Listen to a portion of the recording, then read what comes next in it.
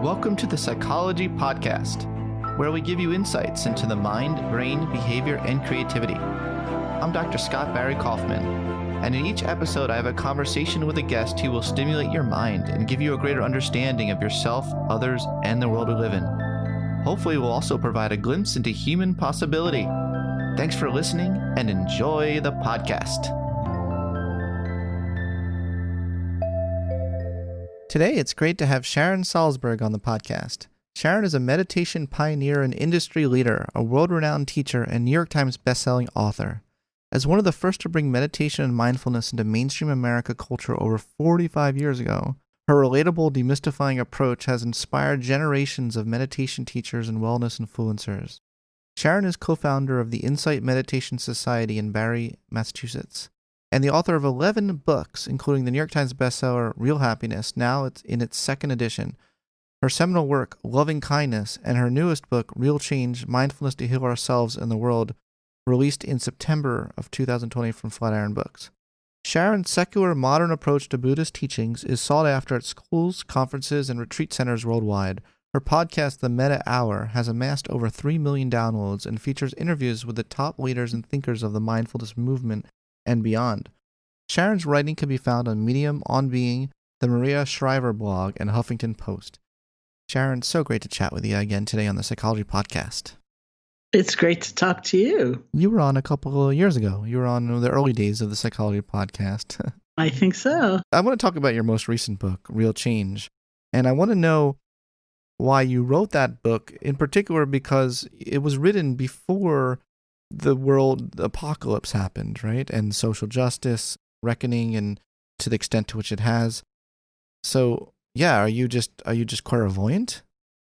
Well, I'm so glad you said that, because I wrote virtually the entire book before even the pandemic. And then post-pandemic, a friend was reading it to excerpt it. And he said to me, those examples you used just kept driving me crazy. I think that's what made you anxious. Well, you see what's coming down the pike. And the publisher delayed publication from June to September. So I went back to them and I said, would it be okay if I wrote a new preface? And they said, yes. But that was before any of the protests. So I thought, I can't keep going back to them. And, so my great fear was that I'd written a completely irrelevant book. I mean, as a writer, you want to hit, in a way, a place that's timeless because you don't want people to say, well, that was last month's news, But at the same time, you also don't want to seem like you're totally disconnected from people's reality, especially this kind of extreme reality. So I was really concerned that it just wouldn't have any relevance. So when people say, like somebody said to me, are you psychic? I was like so happy.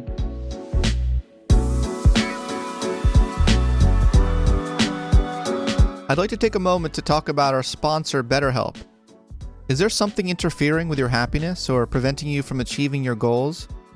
For quite a lot of us right now during this coronavirus pandemic, we are struggling with our most fundamental basic needs, such as our needs for security, connection, and opportunities to master our work.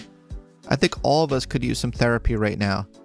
I know I sure could, which is why I've really been enjoying working with a professional therapist at BetterHelp, so I can realize the best version of myself even under the current circumstances.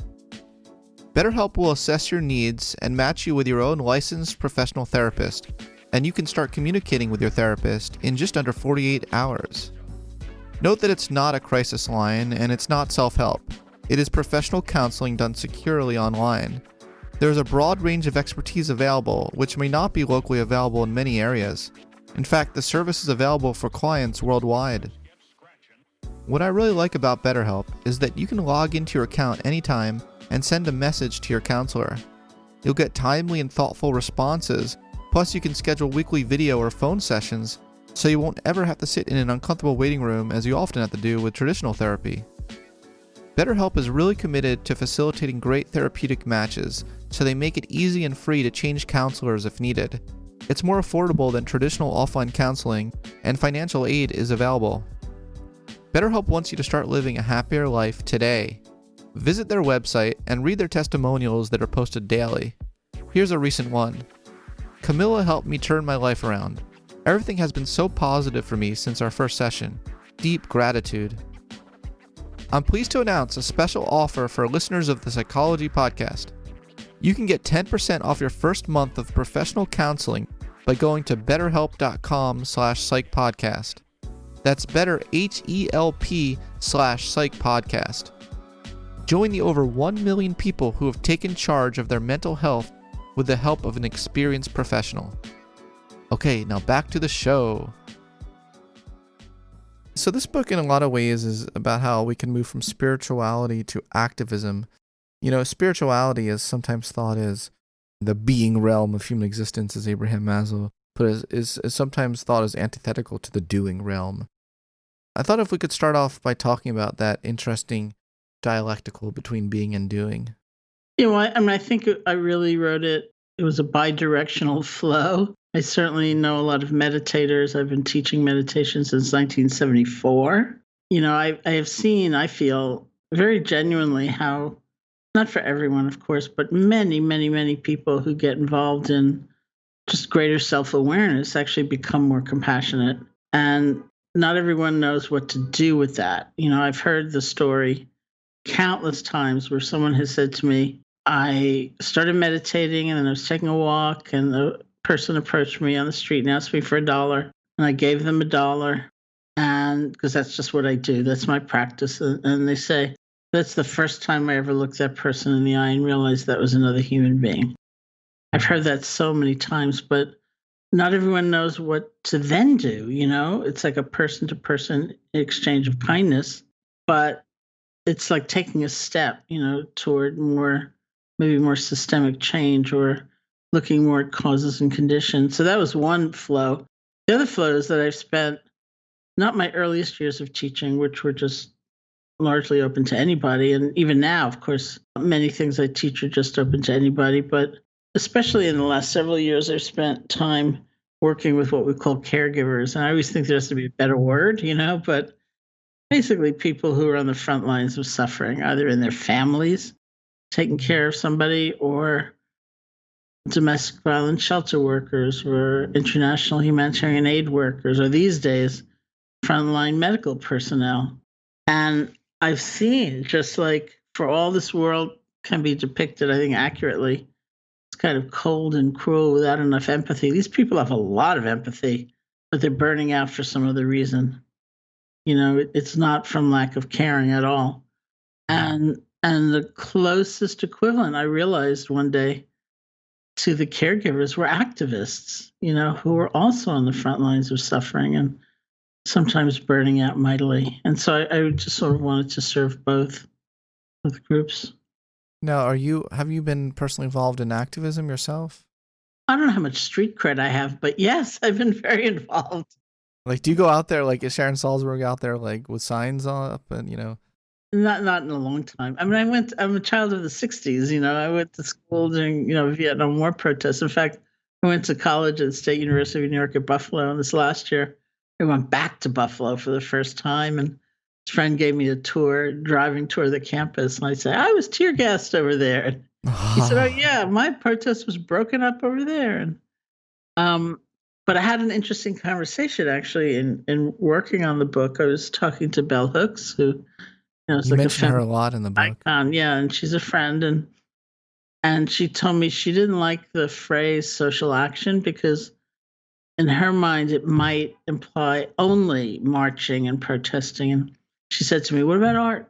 What about creativity? Isn't that a form of social action? And, you know, dissolving the boundaries of conventional understanding and pushing us to a new vision and all that. And I said, yeah, so I tried really hard, you know, to have a broader view. Yeah, that's I like that. It's really important that we don't lose our artists, that we don't lose our intellectual capital. It's interesting. There's an interesting cultural war going on with some intellectuals thinking that the quote woke people are trying to censor them. They're trying to censor the artists. They think the woke people are trying to censor the artists. And so there's an interesting tension arising between. It's not always like, oh yeah, of course art is social action. Of course intellectual change is social action. That stands right alongside the Black Lives Matter movement. It's not so. There seems to actually just be a tension growing. Have you seen that? Well, nothing is easy is my new motto. Yeah, I love that. You said you want that on your shirt. Well, I have several things. Some things just hurt. Nothing is easy would be good. And we feel what we feel is another one. Yeah, these are good ones. Yeah, I have several preferences that way. Well, it is an interesting time, because people that maybe would more, well, I think maybe we're just worn out, people who would more readily be allies and recognize that are pretty frayed, and it can be a lot of ill will, which is really unfortunate. Okay, so you're kind of like the loving kindness queen. I can dub you that. Can I dub you that? Yeah. And you've 45 years of meditation, loving kindness.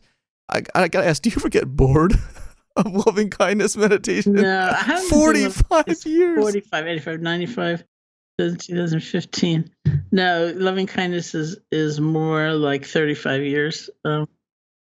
Because I think I got that title, or people say that because I learned meditation in January of 1971, and it was a mindfulness practice. And the teacher was S.N. Goenka. It was a 10-day intensive retreat in India. And right at the end of that, he taught a little loving kindness meditation, almost as a kind of ceremonial goodbye. And I was really transfixed. I thought, what is that? I want to learn that. But it was only in 1985 that I got a chance to go to Burma for 3 months and do this intensive period of loving kindness practice. And so then I came back and started teaching it. So I've been teaching it in this country since 1995, when there were not many Westerners, if any, who were, And so that's part of it. And it also wasn't so totally well received in those days, It's a hard practice to understand, actually. And people would say, well, that's just a feel-good practice, or it's sentimental, or you'll never, from the Buddhist point of view, some people said you'll never understand emptiness that way. It's not really a wisdom practice. Later, much later, looking back, I thought, oh, they're saying it's like a girly practice. That's what they're saying, That was a very gendered comment, series of comments. But it meant so much to me. It had helped me so much that I just kept teaching it. And then I wrote Loving Kindness, which was my first book 25 years ago. And that was the first book. So you just don't get bored with it. You don't, do you practice loving kindness meditation? You practice almost every day? Do you ever miss a day? You ever miss a day? Does Sharon Salzberg ever miss a day?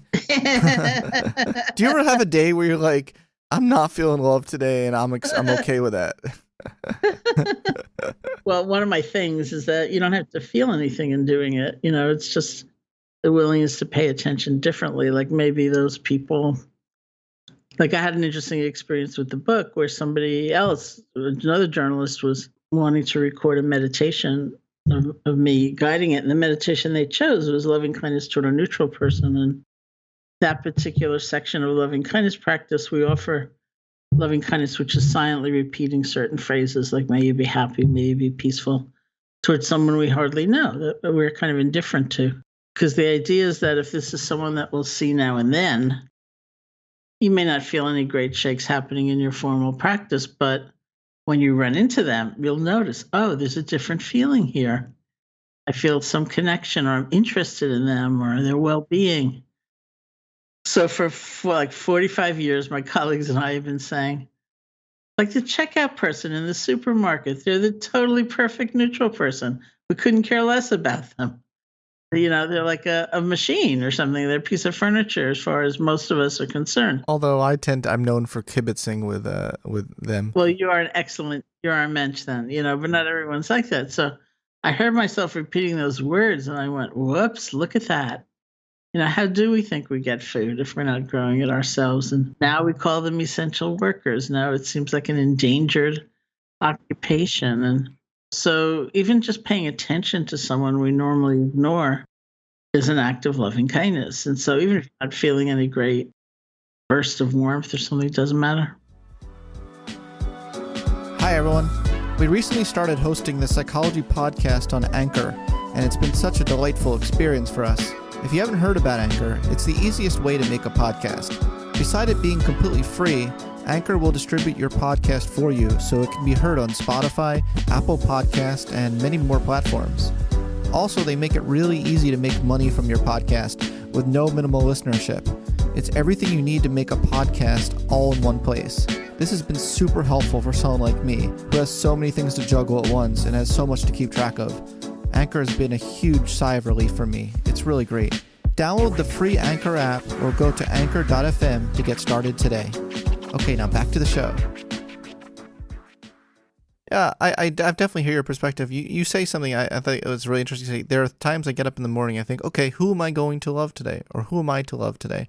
That is not a choice based on who I think is cute or who I want to spend time with, but it's the recognition of the hunger we all have for love. Sometimes that backfires for me though, like because if sometimes I'll give love, but then the person like will expect it all the time. And then it gets awkward. You're like, no, I really was just doing my loving kindness meditation. Like, that never happens to you where you don't have boundary issues. It's like, no, I don't want to actually give you love like 24/7. Yeah, well, that's another confusing thing about loving kindness as a practice is that it actually doesn't imply action. It doesn't mean you can't have boundaries or that you have to give someone money or you have to let them move in or let them hurt you. But it's more like this inner space that allows us to relate more from a sense of connection rather than self-consciousness or fear or whatever we're usually kind of lost in. And you link a lot of this to, agency. You say we have control over so little, a truth that is sometimes exceptionally bitter, but we can choose to care and we can choose to act. That is the truth that frees us. There are some interesting undertones of one of my favorite humanistic psychologists, Roll May, there. I don't know if you ever read his work on love and will and stuff like that. He talks a lot about how we can choose to care through will. But yeah, I thought that was beautiful. Could you talk a little bit about that and how you personally experienced that when you were recently hospitalized with a severe infection? By the way, we're all really worried about you. Yeah. There are a lot of people that really genuinely love you, not just through their loving kindness practice, but they do. I mean, they really love you. And can you talk a little about what you learned about agency through that process? Well, actually, through this process, through the pandemic, when I realized, which I never think of, I thought, I'm a senior citizen. I was just in the hospital.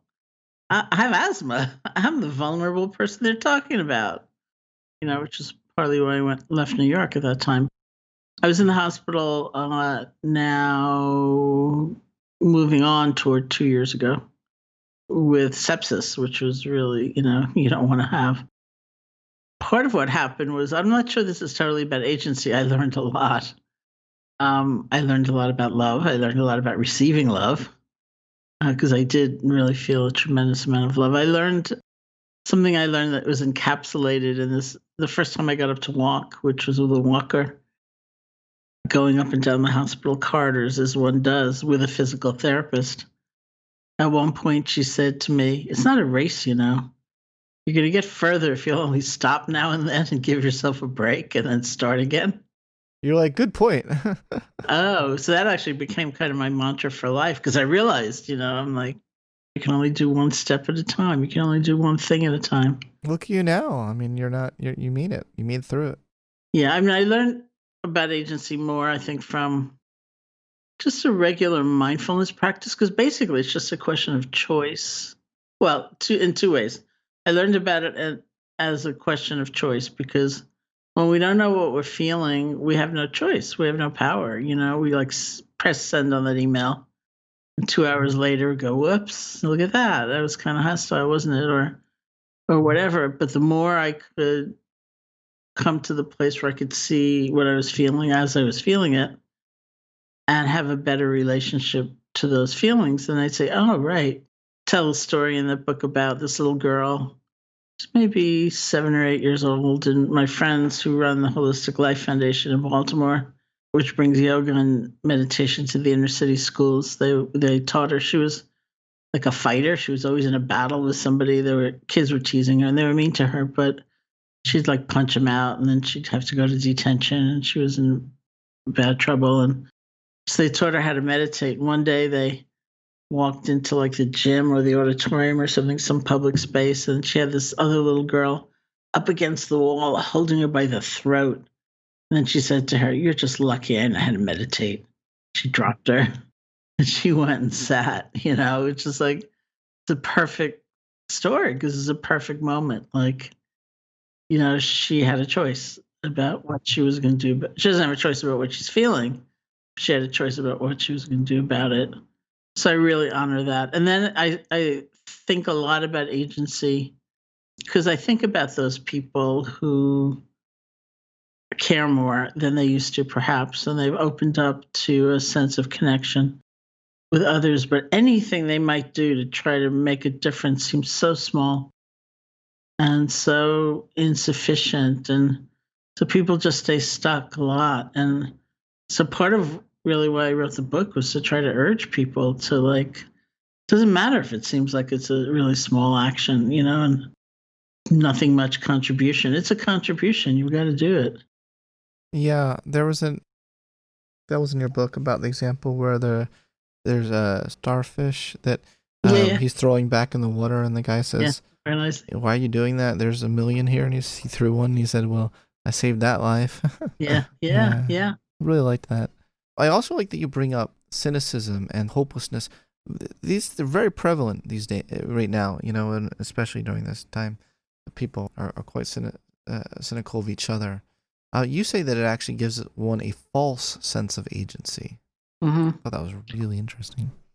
Yeah, well, we feel really strong, don't we, when we can be contemptuous or, I think about that a lot. Self-righteousness as well. Yeah, and self-righteous and dismissive. And I think even before these terrible times, there was sort of a cultural delight in putting other people down. And you could see it in reality TV shows, which I don't generally watch. But if I'm back when we used to visit people, if I was at a friend's house, and somebody made me watch this cooking show once, and I thought it was devastating because they weren't saying to people your nut loaf could have used a little more spice, but the best of luck to you. They say, take your knives and go.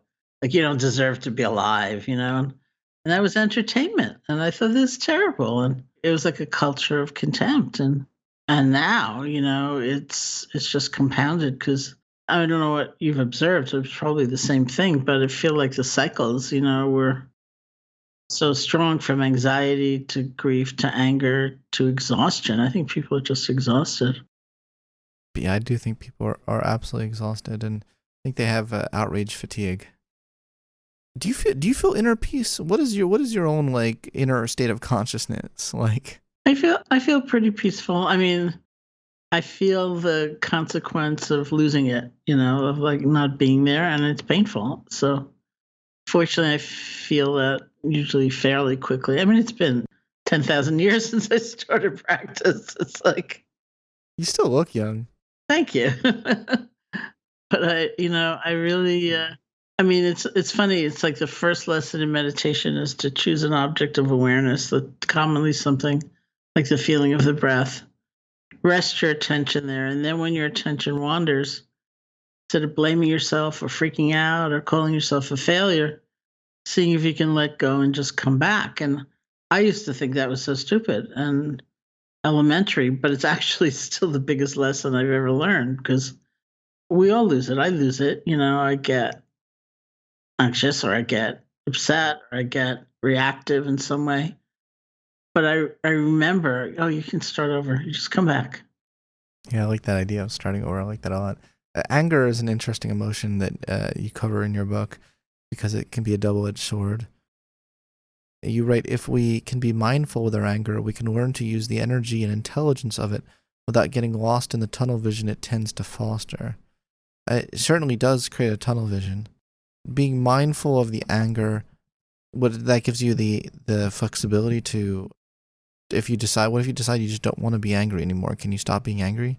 I don't think you can cut off the feeling necessarily, but you can get some space from it. And you could certainly choose not to act on it, which is the really consequential thing. In the Buddhist psychology, anger is likened to a forest fire, which is always interesting to say someone in California these days. It's likened to a forest fire, which burns up its own support, which means it can destroy the host.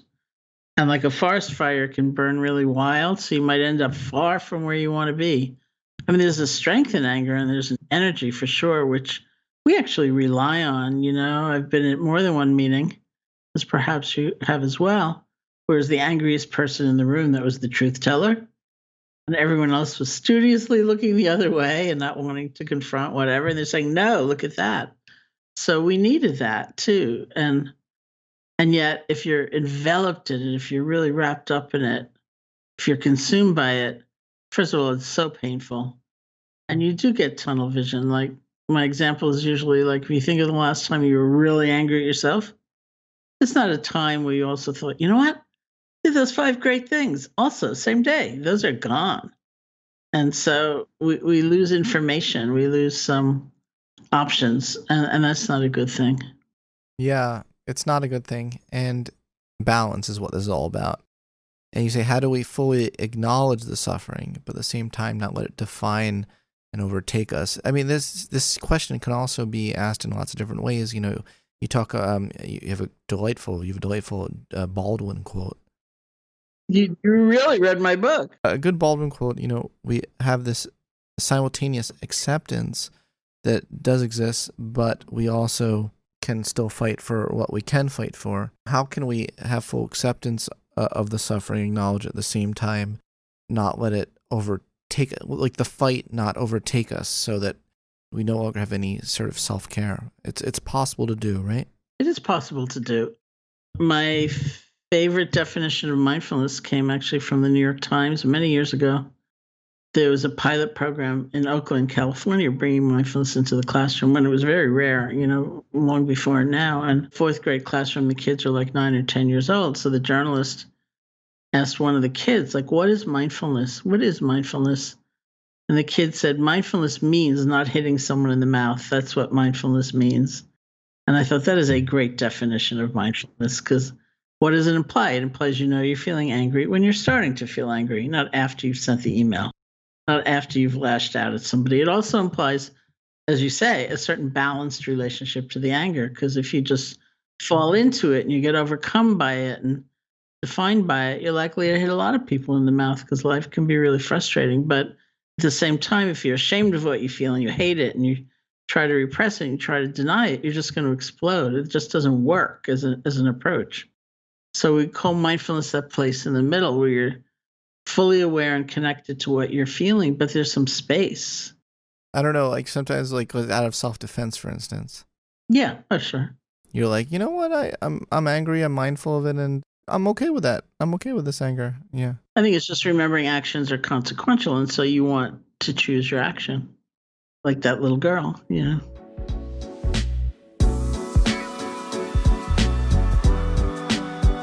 I'd like to take a moment to talk about one of our sponsors, Helix Sleep. Are you not able to sleep lately because of stress and anxiety? It's definitely understandable given the current state of the world. Psychological research shows that high-quality sleep is so important for stress and well-being, and your choice of mattress really can matter a lot. In the past few years, I've been on a search for the perfect mattress, and let me tell you, I've gone through so many mattresses. I had no idea what it feels like to be well rested until I tried a Helix mattress.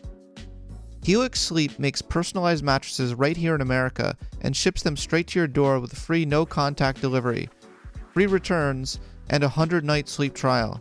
To choose a mattress, Helix made a quiz that takes just 2 minutes to complete and matches your body type and sleep preferences to the perfect mattress for you. If you like a mattress that's really soft or firm, you sleep on your side or your back or your stomach, or you sleep really hot, with Helix there's a specific mattress for each and everybody's unique taste. I took the quiz and I was matched with the Helix Sunset Luxe because I wanted something that felt soft and I sleep mostly on my side at night. I've got to say I love my Helix mattress. I wake up with 0 back pain and 0 neck pain, which happened to me a lot before. I wake up really feeling refreshed and ready to work out or start my work. I really do love Helix, but you don't have to take my word for it. Helix was awarded the #1 best overall mattress pick of 2020 by GQ, Wired Magazine, and Apartment Therapy.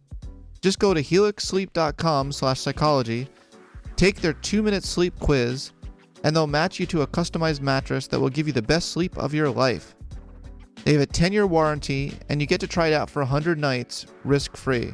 They'll even pick it up for you if you don't love it, but you probably will.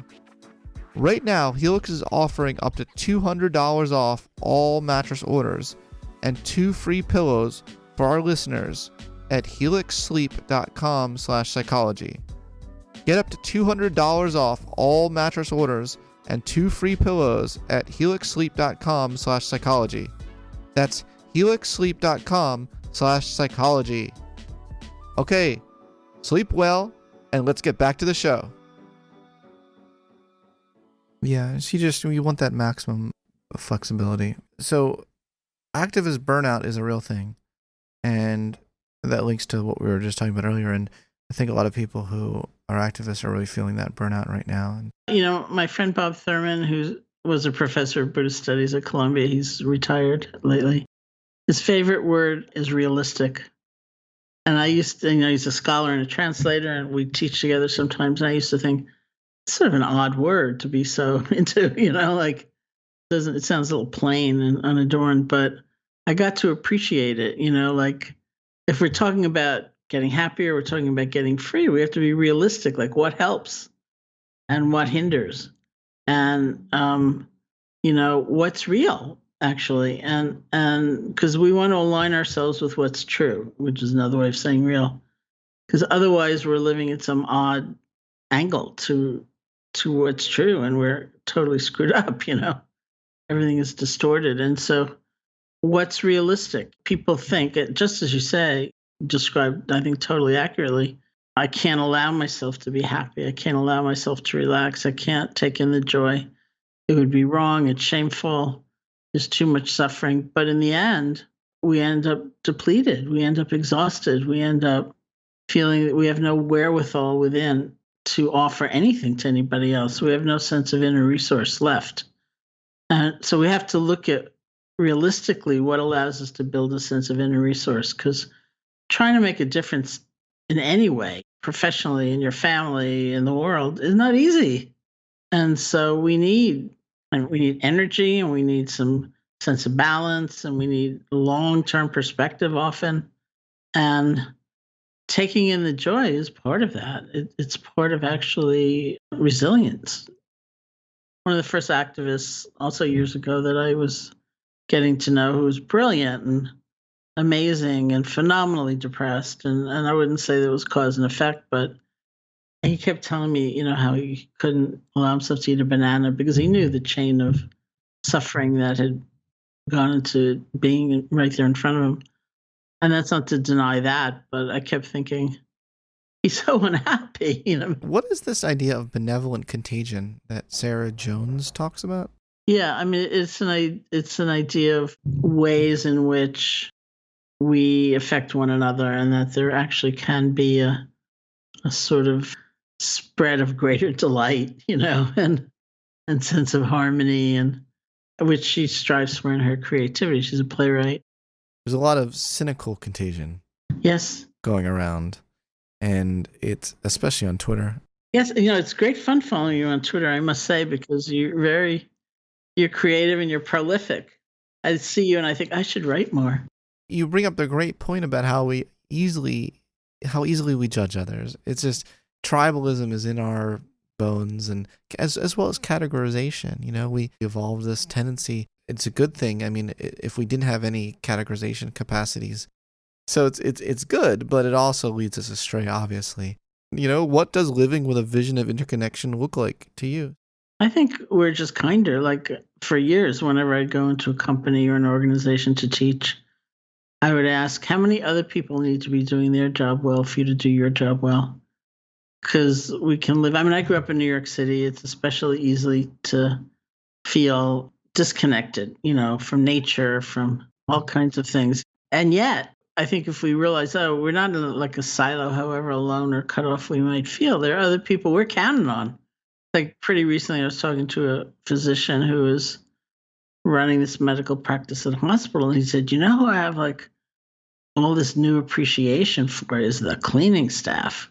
And I thought, well, yeah, but we just go about our day, and not really giving a thought to all these people that we are counting on, that we're relying on, and others are counting on us. We really do live in an interdependent universe. And so I think there's just a kind of softening, and there's a certain kindness, as you sort of have a sense like, we're all in this together.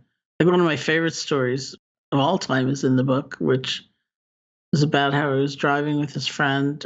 We were caught in this terrible, horrible, awful traffic, complaining about it the whole time. And then my friend said to me, "Well, we're the traffic too, you know." And I thought, "Oh, right." It never occurred to me. It's like that's the presumption of privilege. Like it's my road and you're in my way. You interlopers are going so damn slow, you know, but it's my road. And so what if that sense of centrality and marginalization drops away? And then we're just all the traffic. Still we have a problem, but we can deal with it as we, you know, rather than feeling like you're in my way. It's easier said than done when you're wait for an appointment and people are in your way. But It's much easier said than done. But you say mindfulness meditation can help dissolve the grip of habits like stereotyping and attribution bias. Sharon Salzberg dropping some psychological terms there. I was going to say that just before when you said something, I thought, oh, that's like attribution bias. Yeah, you go, girl.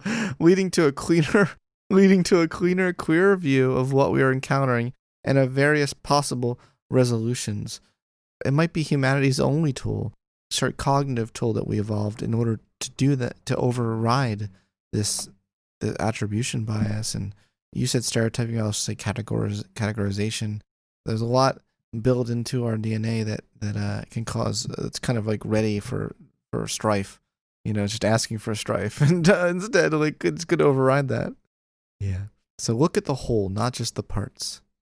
Yeah, so how do we sustain ourselves, our sanity, and open hearts and have a clear vision in the face of COVID? This is the $1 million question everybody wants. Now, this is your chance, by the way, to directly link your book to COVID. Thank you. Yeah, I'm giving you the chance to you're relevant right now. No, I was just a little too early, you know. Well, I use language the way you use language, but I hesitated at a word like sustain because I don't think that's the way it's going to happen. I don't think that's realistic. I think we'll lose it, but we'll be able to come back, to balance, and we'll lose it again, but maybe for not as long. And we'll come back more gracefully, and then we'll lose it again. I think that's actually the rhythm of change. That's how we grow. That's how we make progress. And I've just seen so many people discouraged through the years thinking, oh, I blew up in my family and it was the same stupid little provocation. I'm no better than I was before. And they may not realize that they used to be lost in the anger for 24 hours and now it's 2 minutes, which is a big change in the quality of one's life. And I think we're just so unfair to ourselves in general and unjust. And people ask me that, a variation of that question all the time. Like, how do I maintain mindfulness all day long at work? Or how do I stay at this level of concentration after this retreat? And I always say, well, you're not going to. But something great can happen. Something great will happen in that you can start over again, so much sooner and so much more gracefully. So I'll tell you what I do because I thought about that a lot. In fact, when in writing that new preface, my fundamental question was, what's still true? Expectations were shattered. Where I thought I was living was changed. There's a lot of anxiety. Everything was uncertain. What's still true? And that translated into what upholds me, like in the Sanskrit word dharma, which is usually translated as the truth or the way things are, or sometimes even the Buddhist teaching literally means that which sustains us, that which supports us. So I thought, okay, what's supporting me? And I realized that there were different elements of my meditation practice that were like just that act of centering around something like the feeling of the breath and getting some rest because I don't have to fabricate anything and create anything. That was really important. And the part of mindfulness that about looking at very difficult feelings like anger or grief or whatever without totally being lost in them and also without fighting them, just like a skill. The part of mindfulness that was remembering to take in the joy. And the oddest thing I found through all these years about meditation practice is that it really creates a profound sense of connection with others. And it's odd because you might be all alone. When you practice, your eyes might be closed, but somehow you drop into that understanding of interconnection that's not just intellectual. And you really do feel like you're a part of a whole, which I find fascinating. Like even before the pandemic, people were saying there was an epidemic of loneliness and I'd read about social connection in health situations where it seemed to be such a strong healing agent. I thought it can't just be numbers. It can't just be like, oh, you've only got 2 friends, you need 5. It's got to be something else, right? Some inner sense. And that we can cultivate in any circumstance.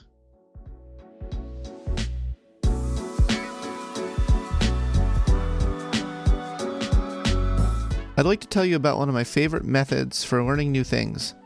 These days it can be really hard to find the time to sit down and learn more. It's not easy when the likes of social media can be so addictive and time-consuming. So you may think you don't have the time to develop yourself. But there's an app I highly recommend that really helps with this. It's called Blinkist. Blinkist is for anyone who cares about learning, but doesn't have a lot of time. Blinkist takes the key ideas and insights from over 4,000 nonfiction bestsellers in more than 27 categories and gathers them together in 15-minute text and audio explainers that help you understand more about the core ideas. Use the blinks to get into a topic quickly, find new topics to grow from, or figure out which books you want to spend more time reading or listening to more deeply. What's more, they've teamed up with popular podcast creators to blink those for you too, so you can get at the heart of a podcast episode fast. With high-quality audio, you can jump right into the on-the-go during your commute, at the gym, around the house, or even download to listen offline. With high-quality audio, you can jump right in on the go during your commute, at the gym, around the house, or even download to listen offline. 15 million people are already using Blinkist to broaden their knowledge in 27 nonfiction categories, including self-improvement, personal growth, management, leadership, and mindfulness and happiness. Personally, I like Blinkist because it gives me really useful takeaways of a book, which then helps me evaluate whether I want to take the full time to read the book later. Also, sometimes I listen to a book on Blinkist that I've already read, as it offers a good refresher and prep for upcoming podcast interviews. I tend to use Blinkist while taking a walk, and find it relaxing to learn new information so easily. I've listened to the bestseller Sapiens, A Brief History of Humankind, and within the most popular psychology category, I've listened to The Brain by David Eagleman. With Blinkist, you get unlimited access to read or listen to a massive library of condensed nonfiction books, all the books you want, and all for one low price. Right now, for a limited time, Blinkist has a special offer just for our audience. Go to Blinkist.com/Scott to start your free 7-day trial and get 25% off a Blinkist Premium membership. That's Blinkist, spelled Blinkist.com/Scott to get 25% off and a 7-day free trial. Blinkist.com/Scott. Okay, now back to the show. This idea of equanimity and balance is something you say, a lot of people misunderstand that, but you really link perspective to it.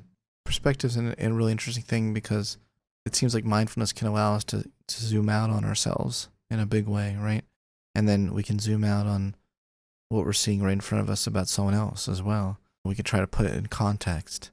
Yeah, I do think we're so quick to put up the defenses and react when someone is being hostile to us, as opposed to having, dare I say, compassion for the fact they're being hostile. They're obviously suffering, right?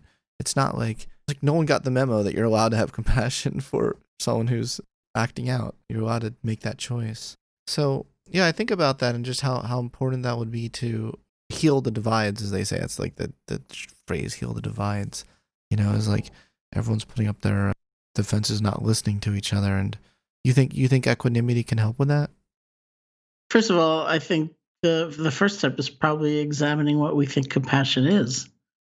You know, 'cause so often we think it's something stupid and it means allowing yourself to be hurt or someone else to be hurt. And it doesn't have to mean that at all. You know, it's just this kind of almost a state of understanding, like, oh, that likely hurts, you know, to live a life that disconnected likely hurts, or to act in that way. It's like, for a while, maybe she still is, Ariana Huffington would often be talking about the difference between resume virtues and obituary virtues, you know, or eulogy virtues.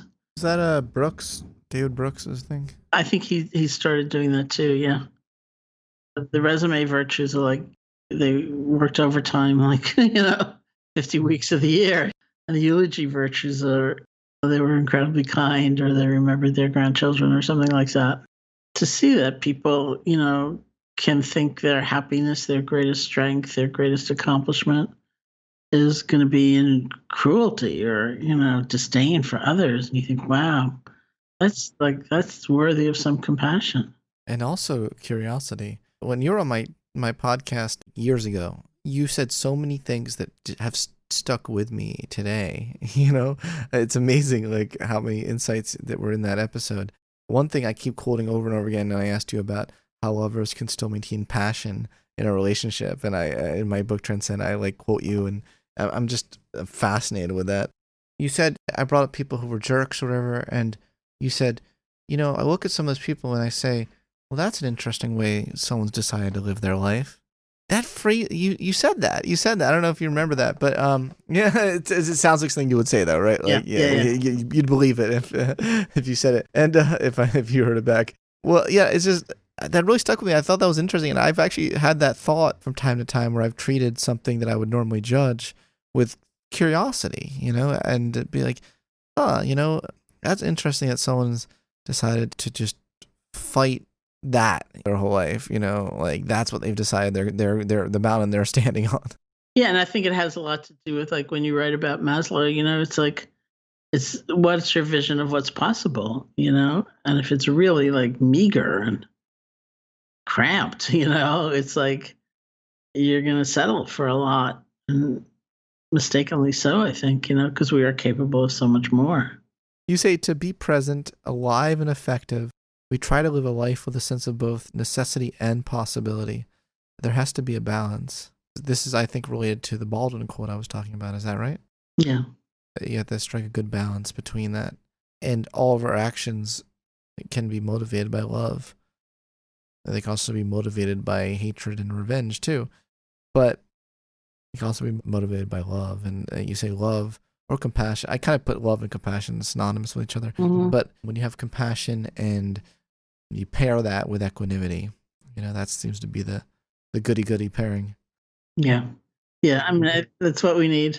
Because otherwise there's too much heartache and there's too much impatience and there's too much frustration. And this is quite a profound quote of yours. And it's personal. You say, I want the trajectory of my own life, though, to be one where I don't avoid the suffering of others, but I work to be present and open-hearted and caring while caring for myself as well. Is that how you want to be remembered?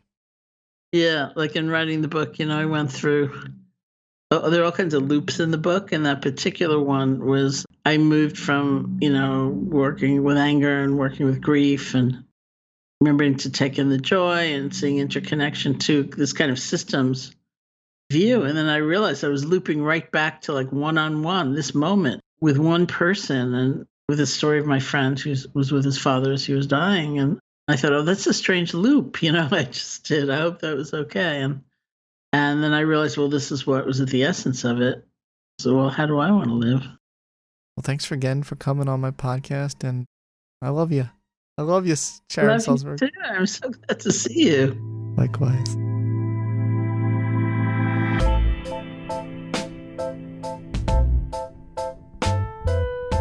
Thanks for listening to this episode of the Psychology Podcast.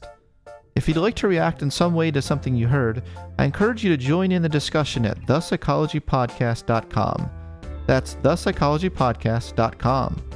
Also, please add a rating and review of the podcast on iTunes, and subscribe to the Psychology Podcast YouTube channel, as we're really trying to increase our viewership on YouTube. In fact, many of these episodes are in video format on YouTube, so you'll definitely want to check out that channel. Thanks for being such a great supporter of the podcast, and tune in next time for more on the mind, brain, behavior, and creativity.